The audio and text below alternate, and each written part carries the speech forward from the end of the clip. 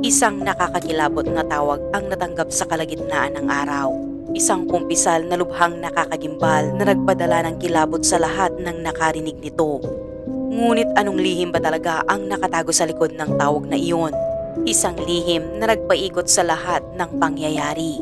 Pero bago ang lahat, welcome sa aking YouTube channel kung saan tinatalakay natin ang iba't ibang true crime stories, mysterious cases at real-life investigations mula sa iba't ibang panig ng mundo. Kung interesado ka sa mga kwento ng krimen, hustisya at misteryo na tunay na nangyari, huwag kalimutang mag-subscribe at i-click ang notification bell para hindi ka mahuli sa mga bagong uploads.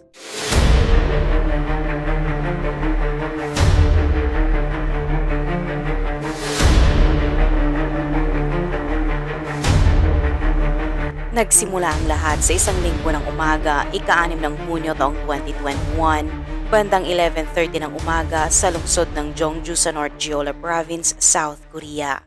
Isang babae sa kanyang 30s na sa kwento'y tinukoy lamang bilang A ay naghahanda ng lumabas ng bahay. Biglang tumunog ang kanyang telepono. Sa screen, lumabas ang pangalan ni Miss Kang, 38 taong gulang at isang kakilala ni A.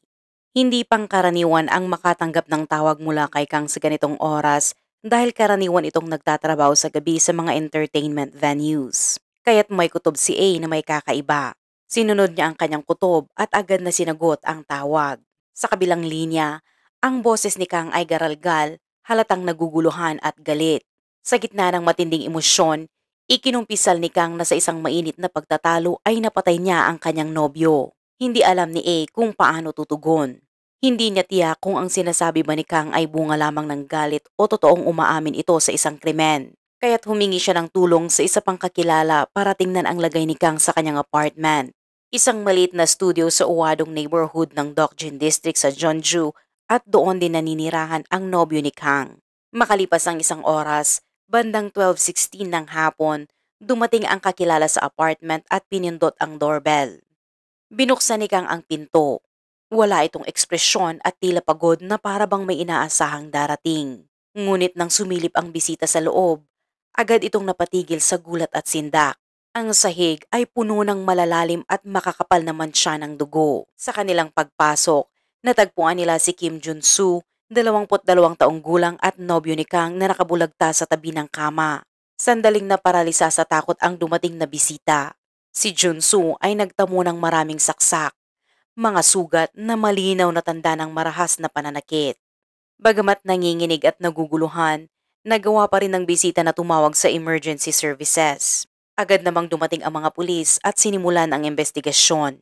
Si Jun-soo ay tinamaan ng kabuuang 34 na saksak, karamihan sa leeg at dibdib, mga kritikal na bahagi ng katawan. Agad siyang dinala sa ospital, ngunit binawian siya ng buhay sanhi ng matinding pagdurugo. Nang makumpirma ng mga pulis ang kanyang pagkamatay, inaresto si Kang sa mismong lugar ng insidente. Ngunit sa estasyon ng pulisya, nanatili siyang emosyonal at hindi nakikipagtulungan. Makalipas ang 3 oras, doon pa lamang siya kumalma at nakapagbigay ng pahayag. Gayunpaman, wala pa rin siyang pinakitang pagsisisi. Iginiit pa rin niyang may dahilan at katuwiran ang kanyang ginawa. Batay sa unang salaysay ni Kang, pinalawak ng mga investigador ang sakop ng kaso lalo na ang relasyon nilang dalawa. Ayon kay Kang, halos 10 buwan na silang magkasintahan ni Jun-soo mula Agosto ng 2020 hanggang Hunyo ng 2021. Pareho silang nakatira ng mag-isa kaya't madalas silang bumisita sa bahay ng isa't isa. Nagbabahagi pa sila ng password ng kani-kanilang door lock, isang bagay na tila normal lang para sa kanilang ugnayan. Ngunit sa mas malalim na investigasyon, lumabas na hindi pala maayos ang kanilang relasyon. Madalas silang mag-away, maghiwalay at magbalikan. At si Kang ang kadalasang lumalapit. Sa panahong iyon, si Jun-soo ay 22 anyos pa lamang habang si Kang ay 16 na taon ang tanda sa kanya. Posible rin na ang malaking agwat sa edad ang naging dahilan kung bakit naging emosyonal na umaasa si Kang at hirap na tanggapin ang ideya ng paghihiwalay. Nagsimulang tumindi ang tensyon 1 buwan bago ang insidente. Ika-30 ng Mayo, biglang dumating si Kang sa apartment ni Jun-soo na may dalang sorpresang pangmatamis. Ngunit pagbukas ng pinto, bumungad sa kanya ang isang masakit na tagpo. Kasama ni Jun-soo ang kanyang ex-girlfriend. Gulat at galit si Kang. Napasigaw siya, tumalikod at umalis at hindi na binigyan ng pagkakataon si Junsu na magpaliwanag. At magpahanggang ngayon, hindi pa rin malinaw kung ano ang dahilan kung bakit nagkita sina Junsu at ang kanyang ex-girlfriend. Mula noon, naging magulo at magkahalo ang damdamin ni Kang.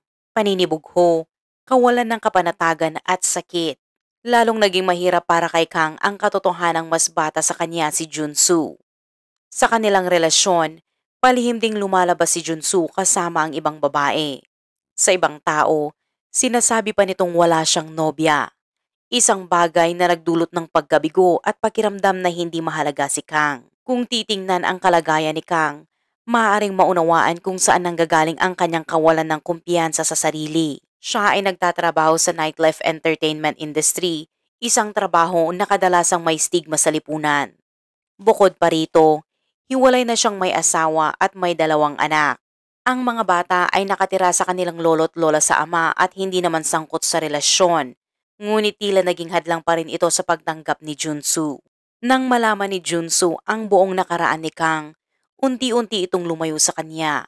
Sa kabila ng lahat, sinubukan pa ring bumawi ni Kang. Makalipas ang ilang araw, muli silang nagkita ni Junsu. Sinabi niyang gusto niyang magsimula muli kaya't inalok niya si Junsu na magsama sa isang bahay at iminungkahi ang isang biyahe sa Yosu sa katapusan ng Hunyo bilang bagong simula ng kanilang relasyon. Mula noon, naging masigla at puno ng pag-asa si Kang. Pinagplanuhan niya ng mabuti ang kanilang biyahe.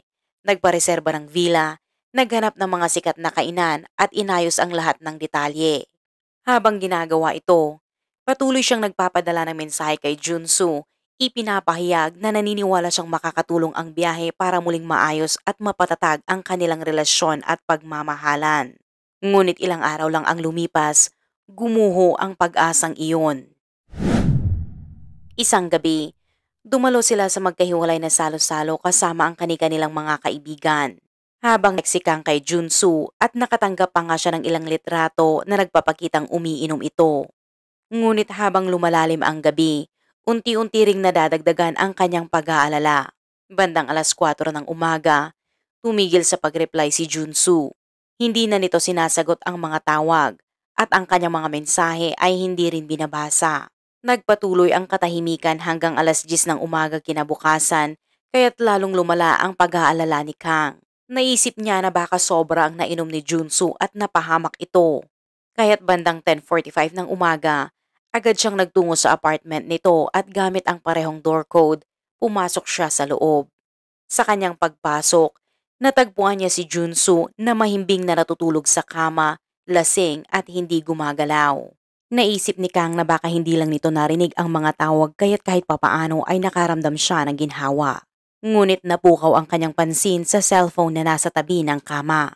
Inalala niyang minsan ay nangako si Junsu na babaguhin na niya ang nakasave na pangalan niya sa phone nito. Dati, natuklasan niyang ang pangalan niya ay nakasave bilang Kang's sister na para bang hindi siya mahalaga.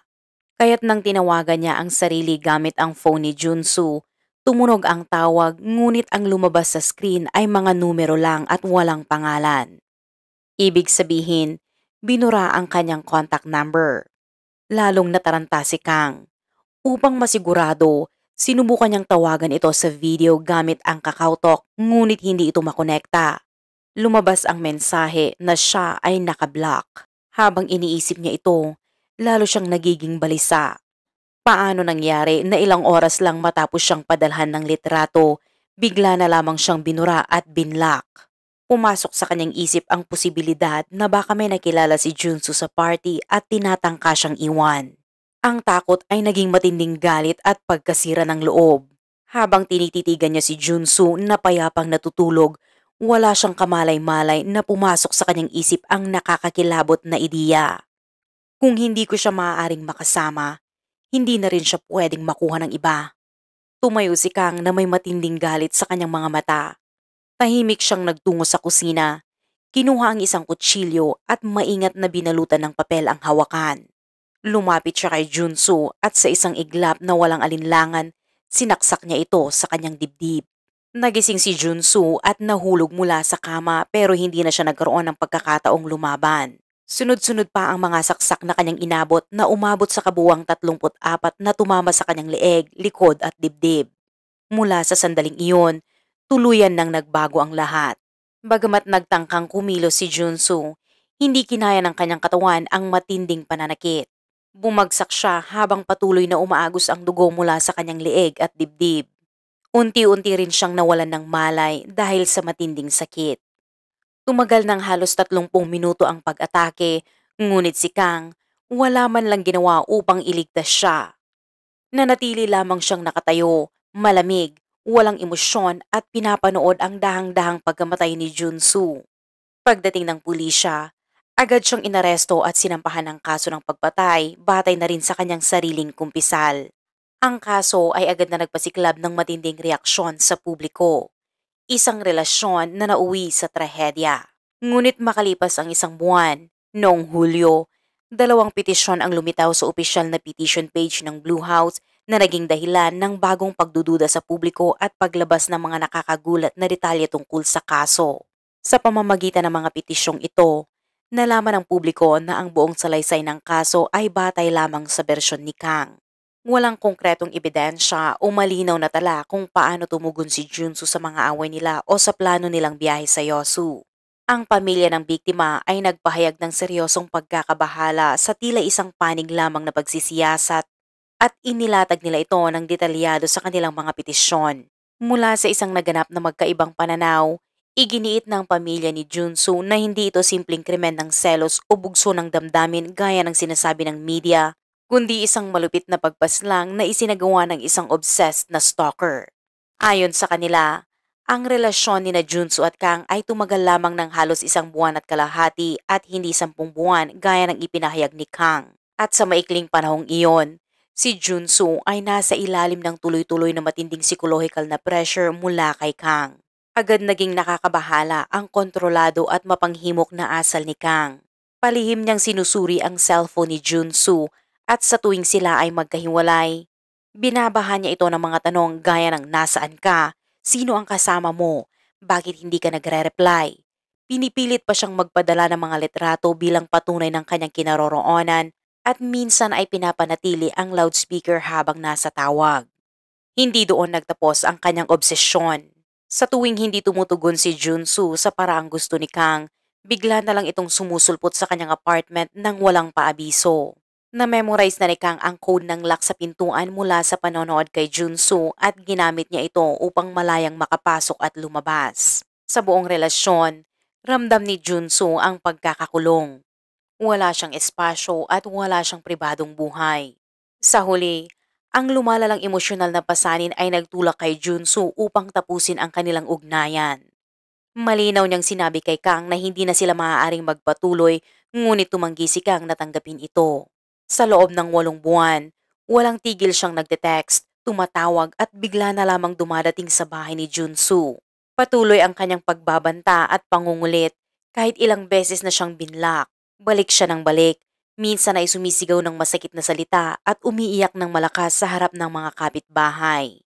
Hindi lamang ang pribadong buhay ni Junsu ang naapektuhan, kundi maging ang kanyang dignidad sa harap ng mga kapitbahay ay nadungisan. Tuluyan siyang nawasak sa emosyonal na aspeto. Pati ang mga plano nilang dalawa ay inaangkin ni Kang tulad ng pagbubuk ng matutuluyan sa mga biyahe nang hindi man lang kinukonsulta si Junsu. Dahil hindi niya nakinaya ang pressure, isang gabi, nagpadala si Junsu ng litrato habang umiinom kasama ang mga kaibigan para lamang patahimikin si Kang at matapos na ang pangungulit nito. Sa gabing iyon, hindi tumigil si Kang sa pagtawag at pagte-text. Pagod na at sawang-sawa si Junsu kaya't ipinadala niya ang litrato at pagkatapos ay binura ang contact number ni Kang at binlock ito sa KakaoTalk. Ang hindi niya alam, ang simpleng hakbang na iyon ang magiging mitsa ng trahedya. Ang mga sumunod na pangyayari ay lalong nagpaliyab sa galit ng pamilya ni Junsu. Ayon sa kanila, kung ang mga sex offender ay pwedeng ibunyag sa publiko ang pagkakakilanlan, bakit hindi rin maaaring isapubliko ang pangalan ng isang tao na paulit-ulit na pumasok ng walang pahintulot at kalaunay pumatay?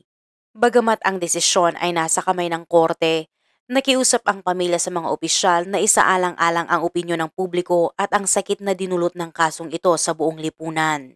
Sa ganitong kadahilanan, hiniling nila na isa publiko ang buong pagkakakilanlan ni Kang upang maipakita ang bigat ng kanyang krimen.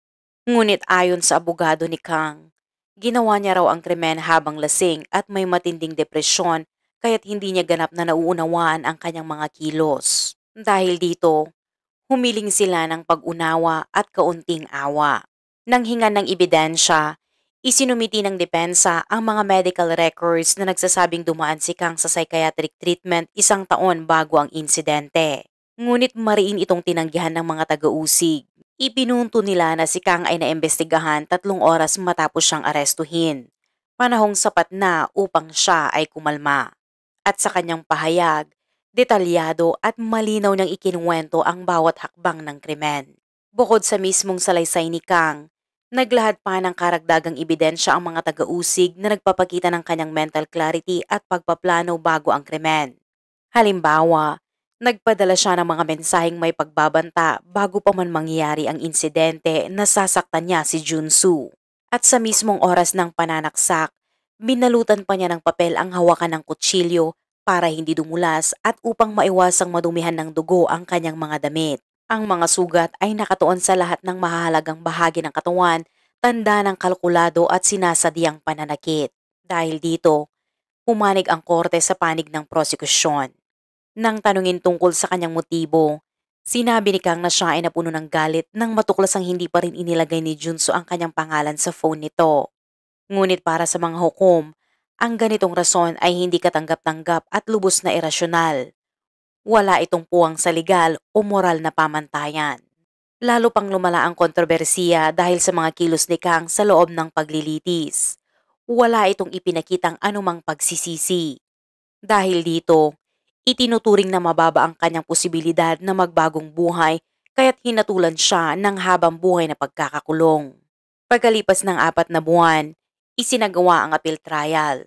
Doon, unang beses na nakita si Kang na umiiyak at nakiusap sa korte para sa kaunting habag. Sa puntong iyon, sinabi ng kanyang mga abogado na hindi ganoon kasimple ang motibo ng krimen gaya ng naunang sinabi ni Kang. Mula noon, may mga detalyeng inihain sa korte ngunit hindi na inilabas sa publiko upang protektahan ang pribadong buhay ng pamilya ng biktima.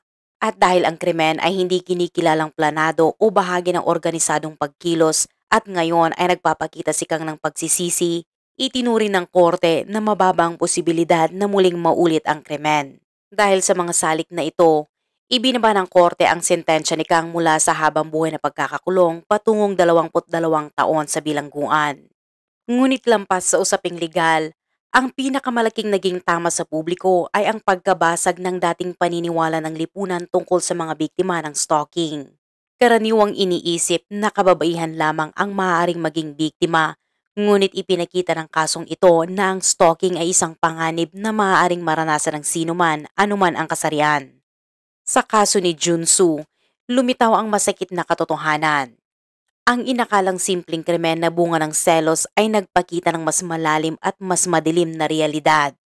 Isang trahedyang nakaugat sa obsesyon, kawalan ng kontrol at sa trauma ng pagiging patuloy na sinusundan. Mas magiging nakakakilabot ang kwentong ito kapag iniugnay sa isa pang malagim na kaso mula sa nakaraan. Ika-28 ng Mayo taong 2004, bandang 2:00 ng hapon, sa isang villa sa Jongno-dong Songbuk District ng Seoul, isang batang lalaking elementarya na kinilalang si B ang umuwi mula sa eskwelahan. Pagpasok niya sa tarangkahan, napansin niyang bahagyang nakabukas ang pinto ng kanilang bahay. Madalas makalimutan ng kanyang ina na isara ng husto ang pinto kaya hindi niya ito gaanong pinansin. Tinawag niya ito sa karaniwan niyang boses habang binubuksan ang pinto at pumasok. Ngunit katahimikan ang bumungad sa kanya. Wala ang pamilyar na bati ng kanyang ina. Tinawag niya itong muli at sinimulang halughugin ang bawat kwarto. Unti-unting sumiksik sa kanya ang kaba habang pumapasok sa master bedroom at doon natagpuan niya ang isang bangungot. Nakalugmok sa sahig ang kanyang ina at ang katawan nito ay may malalim na pasa na tila sinaktan ng labis na brutalidad. Basag ang kanyang ilong, Ang paligid ng kanyang mga mata ay may punit at natuyo na ng dugo. At ang mas malala pa, may extension cord na mahigpit na nakapulupot sa kanyang leeg. Bukod sa mga pinsala mula sa pambubugbog, ilang ulit din siyang pinagsasaksak kaya't basang-basa ng dugo ang kama.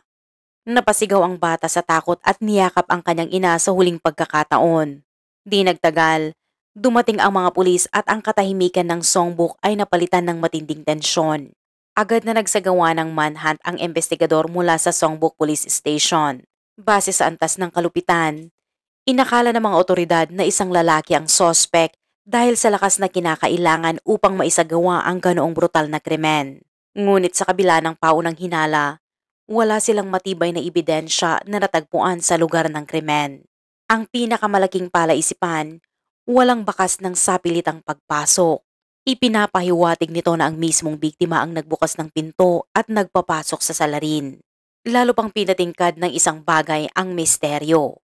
May alagang aso sa bahay. Kung may panganib, tiyak na tatahol ito, ngunit ayon sa mga kapitbahay, wala silang narinig na kahit anong kakaiba. Ipinapahiwatig nito na maaaring kilala ng biktima ang taong pumasok at ganoon din ng aso. Mas nakakabahala pa na walang natagpo ang footprint o DNA evidence. Dahil sa katahimikang ito, ang investigasyon ay tumuon sa mga taong pinakamalapit sa biktima. Ang asawa nitong si Ginoong Park ang kaagad na naging pangunahing taong iniimbestigahan. Ngunit habang lumalalim ang investigasyon sa buhay ng biktima, lalo lamang silang nalito. Kinilala ang biktima bilang si Miss A, 36 na taong gulang at isang tahimik na may bahay. Wala siyang nakikitang kaaway at kilala sa pagiging tapat sa pamilya. Wala ring bakas ng galit o motibo sa sinuman sa kanyang paligid maliban na lamang sa kanyang asawa na tanging natitirang posibleng lead. Si Mr. Park, 46 na taong gulang ay 10 taon ang tanda sa kanya. Isa siyang negosyante sa larangan ng fashion at may sariling kumpanya at maraming empleyado. Kilala siyang mapagmahal na asawa at ama. At ayon sa record, umalis siya ng bahay noong umaga ng ika-28 ng Mayo bandang 8:25 ng umaga. Nakaalis na rin ang anak nila sa eskwela at si Miss A ay nakita pang pinapaalis ito mula sa loob ng bahay. Dahil dito, tinukoy na ang tinatayang oras ng kanyang pagkamatay ay nasa pagitan ng 8:25 a.m. at 2:00 p.m., ang oras ng pag-uwi ng bata. Sinuri ng pulisya ang alibay ni Mr. Park sa kanyang opisina. Lahat ng kanyang pahayag ay tugma sa ebidensya kaya't opisyal siyang inalis sa listahan ng mga sospek. Ngunit wala ng ibang lead. Pagkalipas ng 10 araw, malamig pa rin ang kaso kaya nagbago ng estratehiya ang pulisya. Sinimulan nilang suriin ang mga tawag sa cellphone ni na Miss A at ang kanyang asawa. Isa itong masusing proseso na may kaugnayan sa cell tower data ayon sa lokasyon. At doon nila natuklasan ang kakaibang pattern. May isang numero na tumatawag ng mahigit 250 beses sa cellphone, opisina at telepono sa bahay ni Mr. Park sa loob lamang ng 2 buwan bago ang krimen. Mula noon, pinilit si Mr. Park na umamin. Minsan daw siyang nagkaroon ng maikling relasyon sa isang babae. Ayon sa kanya, nakilala niya si Lee, isang babaeng agresibong lumapit sa kabila ng kaalaman na may asawa siya. Tinangka ni Lee na paghiwalayin sila ng kanyang misis. Ngunit napagtanto ni Park na lumalampas na sa linya ang ugnayan kaya't pinutol niya ito. Sa kabila ng malinaw na motibo, nag-atubili pa rin ang mga pulis na ituring si Lee bilang suspect. Dahil sa kalupitan ng krimen, tila imposibleng isang babae ang nakagawa nito lalo na't si Lee ay maliit at mahina kung ikukumpara kay Miss A. Ngunit may alibay si Lee. Isa siyang US citizen at kasal sa isang Korean national.